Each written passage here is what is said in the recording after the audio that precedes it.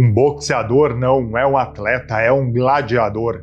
E o lutador venezuelano poderia ter sido, sem dúvida, um dos lutadores mais espetaculares da história, sendo considerado um dos mais eficazes nocauteadores já vistos. O problema não foi o seu desempenho nos ringues, mas a sua vida fora deles. E em 2010, uma trágica história envolta de muito mistério fez com que Edwin Valero abandonasse mais do que as lutas. Vem tomar um café comigo e eu te conto tudo sobre a história de El Inca.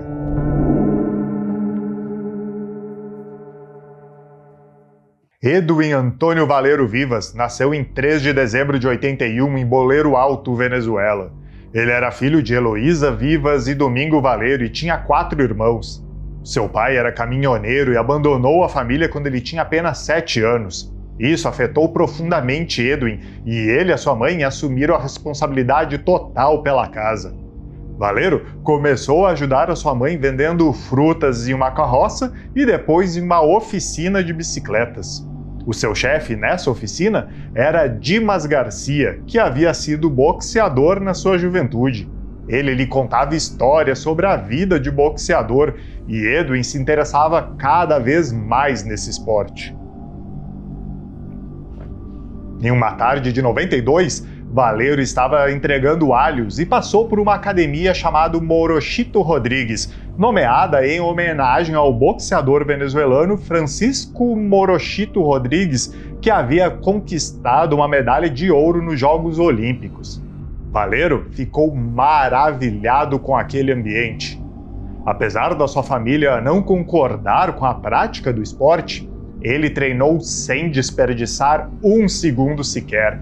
A cada dia, ele ficava mais forte e o seu treinador começou a notar que os seus golpes eram muito potentes. Ele não parecia um jovem de apenas 12 anos. Mas apesar dos treinos puxados e do trabalho para ajudar em casa, Edwin Valero começou a se envolver com bebidas, drogas e até com roubos. Nesse período conturbado, ele começou a lutar como amador, participando de 92 combates, dos quais venceu 86 por nocaute. Em 1998, ele se tornou campeão centro-americano e do Caribe, e nesse período conheceu Jennifer Carolina Vieira, que se tornaria sua esposa anos depois. Em 5 de fevereiro de 2001, Valero teve a sua primeira tragédia. Ele estava em uma motocicleta sem capacete e em alta velocidade e acabou colidindo e foi arremessado com a sua cabeça batendo em uma calçada. O relatório médico indicou que o crânio havia entrado em contato com os nervos cerebrais, o que afetaria os seus reflexos e impossibilitaria que ele continuasse a lutar boxe normalmente. Todos, nesse momento, pensaram que a carreira de Valero como boxeador havia chegado no fim. Ele ficou hospitalizado por 3 meses na cidade de Mérida e Carolina esteve sempre ao seu lado. Apesar do acidente, ele não desistiu do boxe. E assim como ele não desistiu do boxe, eu não desisto da tua inscrição aqui no canal. Vem assistir casos de True Crime tomando um café comigo todas as semanas. Muito obrigado pelo teu apoio. Valero já estava casado com Jennifer Carolina e tinha sua primeira filha, e estava se destacando no boxe pela sua velocidade e agressividade no ringue. Ele era conhecido como El Inca, pois uma associação que patrocinava ele era chamada El Inca e estava com o nome escrito no seu uniforme.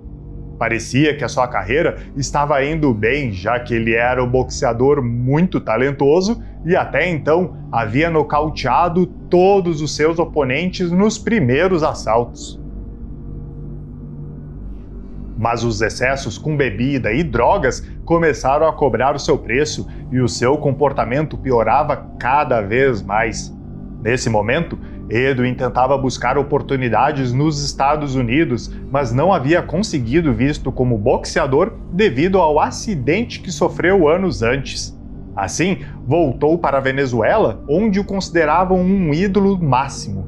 Sua carreira estava em ascensão e ele começou a ter muito sucesso, defendendo seu título em 4 ocasiões e saindo vitorioso sempre. Suas lutas geravam milhões de dólares, o que o motivava a se superar cada vez mais. Ele até tatuou a bandeira da Venezuela em seu peito com o rosto de Hugo Chávez, o que o levou a ter grande influência no governo. O presidente o apoiava em público. O problema é que, apesar de Valero ser cavalheiro, respeitoso, amigável e educado, quando ele bebia, tornava-se violento e agressivo. E essa violência ficou clara em setembro de 2007, quando a sua própria mãe e irmã o denunciaram por violência doméstica após tê-las agredido durante uma discussão familiar. Depois disso, ele ainda foi pego dirigindo embriagado, feriu Carolina com um tiro que diz ter sido acidental e até mesmo matou um assaltante que roubou a sua moto. Em 2010, a sua esposa avisou a sogra que ele estava fora de controle e ela tentou tirar a própria vida, pois não aguentava mais. No mesmo ano, Carolina foi internada com sérias lesões. Os médicos perceberam que ela havia sido agredida e Valero ameaçou a equipe médica caso a notícia vazasse. Como resultado dessas ameaças, ele acabou preso. Um juiz impôs medidas de proteção para Carolina. Valero não podia se aproximar, perseguir ou assediar a sua esposa, nem entrar no hospital enquanto ela estivesse internada. Além disso, ele devia ser internado para um ciclo de reabilitação. Em 8 de abril de 2010, ele foi liberado sob fiança e instruído a comparecer no tribunal a cada 90 dias. Infelizmente, em 16 de abril de 2010, uma nova tragédia aconteceria. Ainda em abril, Edwin e Carolina saíram de Mérida em direção ao estado de Vargas, na Venezuela. Depois de discutirem sobre o seu relacionamento, decidiram que o boxeador iria a Cuba para a reabilitação. No entanto, durante a viagem, Valero percebeu que um carro seguia desde que saíram de casa. Ao encontrar um posto de controle da Guarda Nacional, ele resolveu pedir ajuda. Em 17 de abril de 2010, Edwin chegou com a sua esposa ao Hotel Intercontinental Valência por volta das 11h30 da noite e foi visto conversando tranquilamente com ela no saguão. Ao tentar pagar a conta do quarto, ele notou que só tinha dólares, então foi trocar por bolívares e voltou para pagar a conta. Mas antes de entrar no quarto, ele pediu ao pessoal da recepção que verificasse minuciosamente o quarto, pois queria ter certeza de que ninguém o havia seguido. Mas até então, tudo estava bem. A noite transcorreu normalmente, sem eventos estranhos. No entanto, às 5h30 da manhã, Edwin foi até a recepção e informou aos funcionários que a sua esposa estava morta no quarto. Ele não parecia nem assustado e nem violento, então não acreditaram até que alguém verificou a morte de Carolina. Valero acabou dizendo que havia assassinado a sua esposa. A polícia do estado de Carabobo foi chamado para prender o boxeador. Ele esperou tranquilamente até que as autoridades chegassem. Ao entrar no quarto, não encontraram sinais de luta, encontraram apenas o corpo da sua esposa sem vida.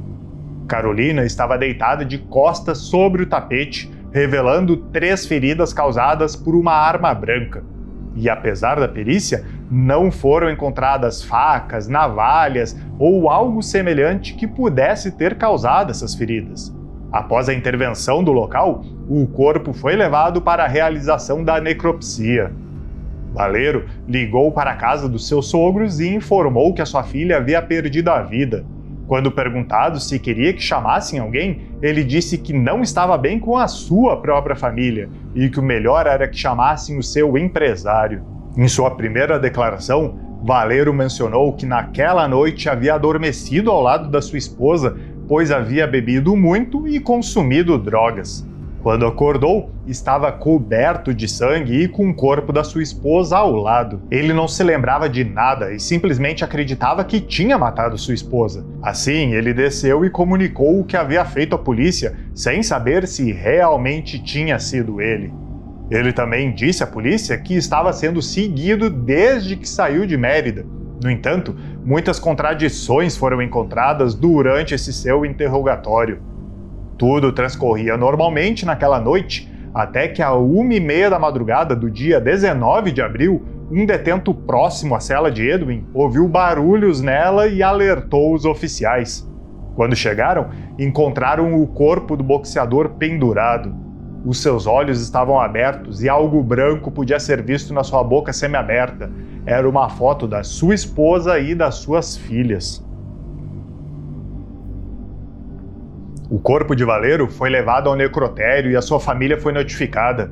A sua irmã, Janet, entrou à força e viu o corpo do seu irmão. Ela notou que ele tinha um ferimento na nuca e não apresentava marcas no pescoço, mas tinha também hematomas em algumas partes do seu corpo. O laudo determinou que ele havia morrido por asfixia mecânica.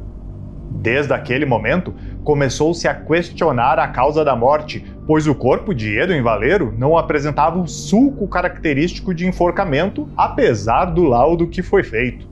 Além disso, Valero entrou na prisão vestindo roupas esportivas. Era uma calça preta, uma camiseta preta com listras vermelhas e um boné com listras laranjas.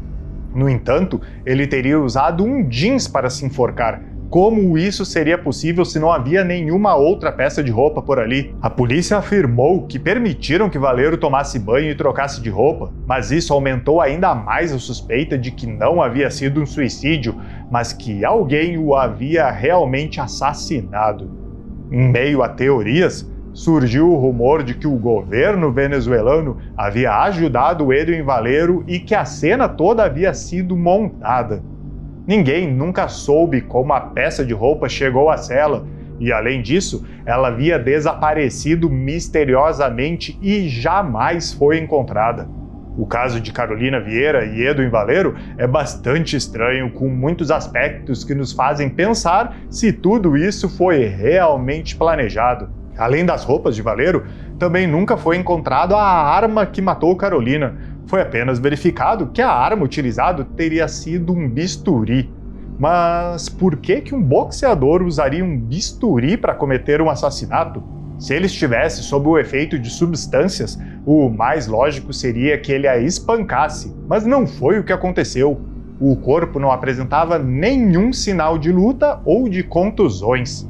Além disso, se Valero não tinha marcas no seu pescoço, como ele realmente morreu?